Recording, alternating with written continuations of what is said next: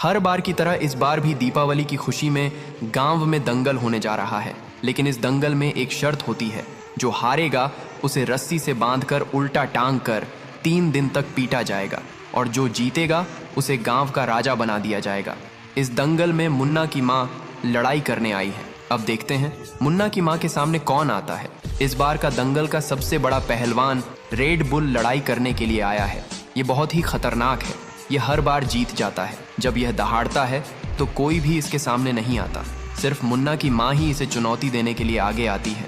Red bull और मुन्ना की माँ दोनों आमने सामने खड़े होते हैं। लड़ाई शुरू करने के लिए घंटी बजते ही दंगल शुरू हो जाता है। रेड बुल बहुत ही खतरनाक था। उसने मुन्ना की माँ को ऐसे उठाकर पटका कि वहीं पर उनकी मृत्यु हो गई। लेकिन छत पर से मुन्ना दंगल देख रहा था। अपनी माँ को मृत्यु और घायल होते देखकर उसने छत से छलांग लगाई और अपनी माँ के पास आकर कसम खाई, माँ मैं तुम्हारा बदला जरूर लूंगा रेड बुल से।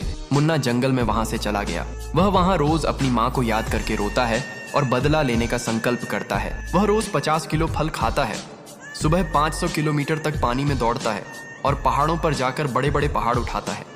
कुछ ही दिनों में मुन्ना का शरीर तलवार से भी मजबूत और तूफान से भी तेज हो गया। 1 साल बाद फिर से दीपावली की खुशी में दंगल होने जा रहा था। मुन्ना अपना माँ का बदला लेने के लिए 1 साल से तरस रहा था। अखाड़े में वही रेड बुल फिर से दहाड़ रहा था। उसके डर से कोई भी उसके सामने आने की हिम्मत नहीं कर पा रहा था। तभी अपने माँ का बदला लेने के लिए मुन्ना अखाड़े में आता है। अब मुन्ना इतना ताकतवर था कि अकेले ही 20 आदमियों को हरा सकता था। लड़ाई के लिए दोनों आमने सामने होते हैं। मुन्ना रेड बुल को पकड़ता है, अपनी माँ को याद करता है और ऐसे पटकता है कि रेड बुल वहीं पर मर जाता है। फिर मुन्ना बोलता है, कोई भी अपनी माँ से सच्चा प्यार नहीं करता। अगर करता तो मेरी माँ के लिए कोई एक लाइक और सब्सक्राइब तो जरूर करता।